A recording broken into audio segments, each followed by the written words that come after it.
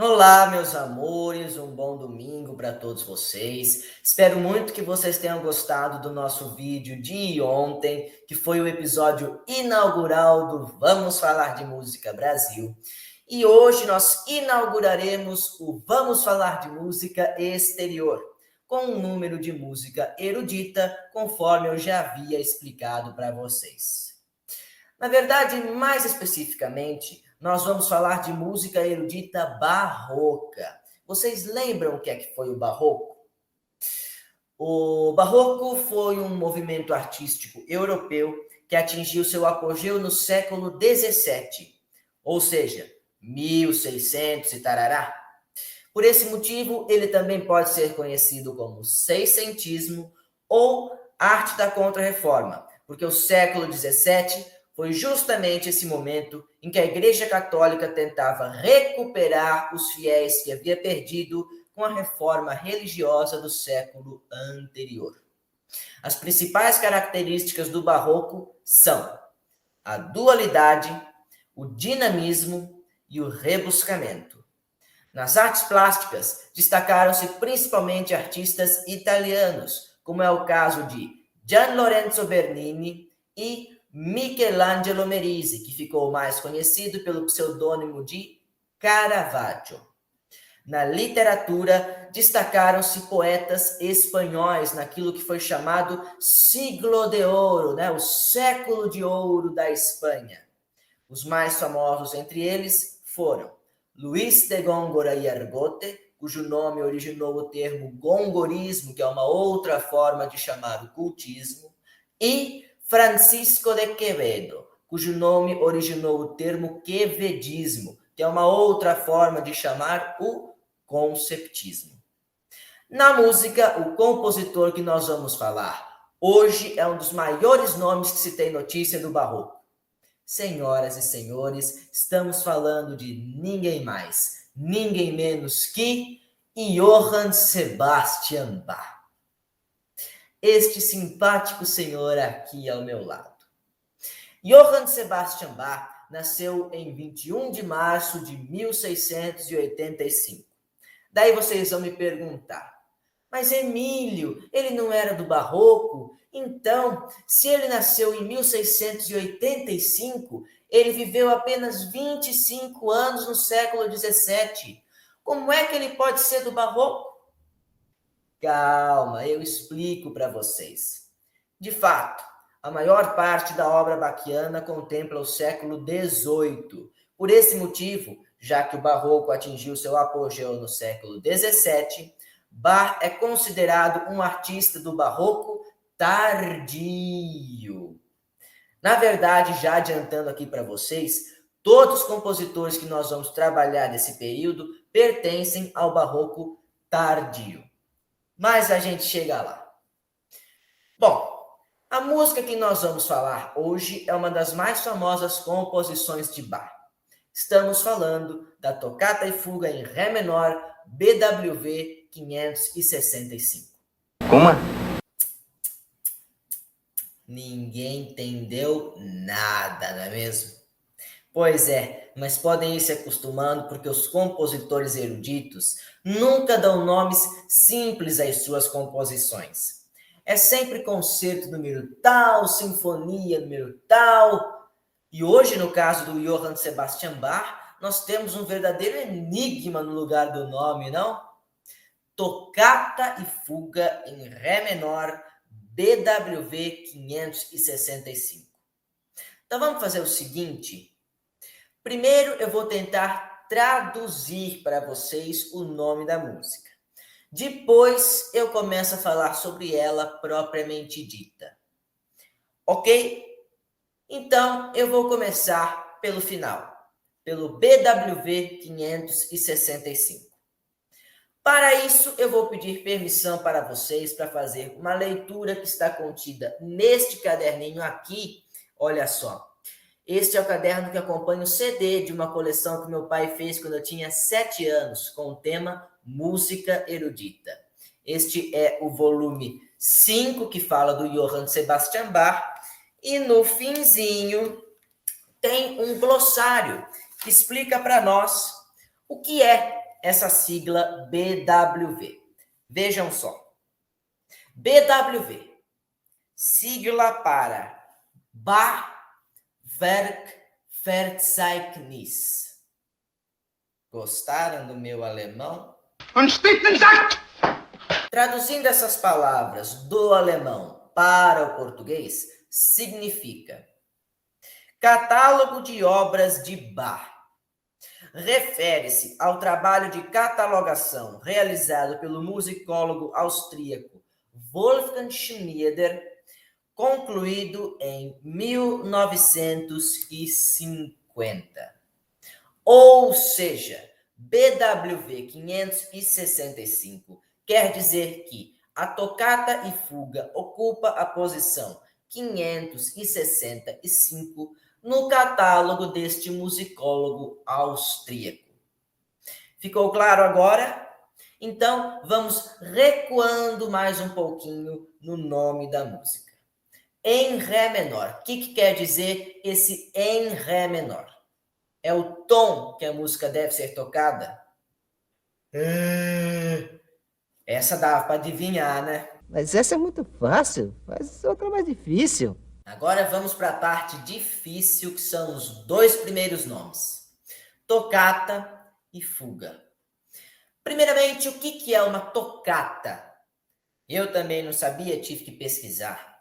Tocata é qualquer peça musical composta para instrumentos com teclas. Então, pode ser para um piano, para um cravo, para um órgão, tanto faz. Quando a gente fala de teoria musical, para quem não sabe, a partitura ela é toda dividida em compassos. E cada um desses compassos tem que ter exatamente o mesmo número de tempos musicais, que é definido por uma fraçãozinha que aparece lá bem no comecinho de tudo, antes dos compassos. Então, se a fração é 4/4, cada compasso deve ter 4 tempos. Se a fração é 7/4, cada compasso deve ter 7 tempos. E assim por diante. Porém, olha só que interessante. Existe um signo musical chamado fermata, que é este desenho que vocês estão vendo aqui ao meu lado, que ele permite a suspensão da nota por tempo indeterminado. Isso vai ficar de decisão do intérprete, de livre escolha do intérprete. E o Sebastian Bach vai usar esse símbolo musical em diversos momentos na tocata. Estão percebendo aí um certo caráter improvisacional? As notas estão todas ali na partitura para você tocar, mas você pode improvisar por quanto tempo vai durar aquela nota que tem uma fermata desenhada bem em cima dela.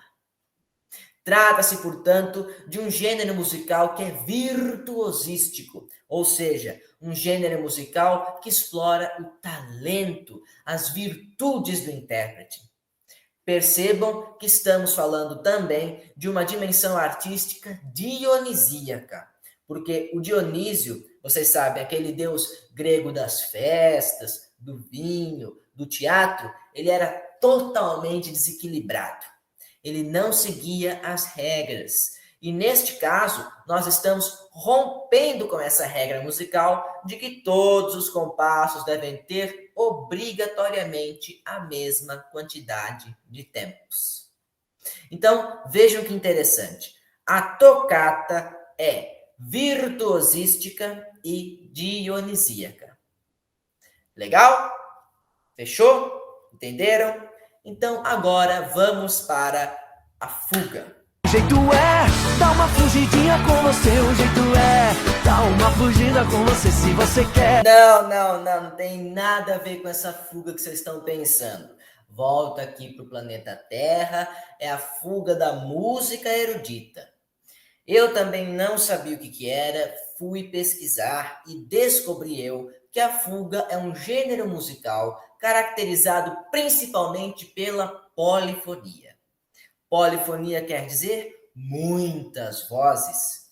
Então, o que acontece? Vamos pensar que um violinista começa a tocar o seu instrumento, de modo que a voz do violino começa a soar. Esse violino começa a desenvolver um tema, que no caso da fuga é chamado de sujeito. Ele está todo ali, belo, todo pleno, desenvolvendo seu tema, quando de repente um outro violino começa a desenvolver variações desse tema, contrastantes ao sujeito inicial. Em seguida, um terceiro violino começa a desenvolver outras variações do tema, que também são contrastantes ao sujeito inicial. São várias vozes de vários violinos que vão se contrapondo uma à outra. Por isso é que a fuga pode ser considerada um gênero contrapontístico. E digo mais, contrapontístico e apolíneo. Porque o Apolo, na Grécia Antiga, era o deus do sol. E o sol sempre tem aquela regra de se levantar no mesmo horário e de se pôr no mesmo horário. Então, ele era muito regrado, muito equilibrado, e a fuga tem justamente essa característica. Não existe fermata. O músico segue exatamente aquilo que está nos compassos e não pode desviar do tema original. Deve-se apenas fazer variações. Então, se a tocata era virtuosística, dionisíaca, nós temos a fuga, que é contrapontística e apolínea. Legal? Fechou? Entenderam? A primeira parte da nossa música compõe-se de uma tocata, enquanto a segunda de uma fuga. E agora que vocês já sabem o que significa cada uma, nós já estamos preparados para irmos para a nossa música de hoje. Mete lá! Estima-se que a canção, que é assunto do nosso episódio de hoje, tenha sido composta por Johann Sebastian Bach entre 1703 e 1709, mas não se sabe ao certo. Trata-se de uma peça para órgão que era um dos instrumentos favoritos do nosso Bach. Pois é, ele era organista inveterado, tocava desde pequenininho. Além disso tudo, essa música também é considerada uma exceção na obra bachiana, porque ao longo de sua carreira, Bach compôs muito com duas finalidades. Finalidade religiosa, ou seja, as músicas deveriam ser tocadas nos cultos da igreja, e finalidade pedagógica, ou seja, as músicas deveriam ser utilizadas para ensinar os alunos que estavam se iniciando na vida musical. Mas a tocata e fuga, não. A tocata e fuga foi composta simplesmente para ser apreciada. Portanto, apreciem o link que eu vou colocar para vocês aqui embaixo, numa gravação de 2008 pela Orquestra da Academia de São Cristóvão. Eu deixo aqui embaixo também o link de um filme muito antigo, onde essa música aparece. É o Fantasma da Ópera, sabe o Fantasma da Ópera? Então, só que esse é um filme de 1925, um filme mudo. E por incrível que pareça, tem uma cena desse filme que está ao som da tocata e fuga de Bach. É justamente a cena em que Christine desmascara o fantasma e ele fica possesso, né? Depois eu quero que vocês me respondam nos comentários se vocês já conheciam essa música. Porque essa música, ela foi muito utilizada ao longo da história como trilha de filmes de terror. E, pelo que eu li, de jogos de terror também. Jogos de videogame. Eu não sei porque eu não jogo videogame. Mas quem joga e já se interessou pela temática de terror, me conte aí se você já ouviu a tocata e fuga em algum lugar. Tá bom? É isso aí. Por hoje é só. Muito obrigado pela atenção. Semana que vem estamos de volta com mais um Vamos Falar de Música Exterior. Um abraço no coração, beijos na alma e lembranças do Emílio.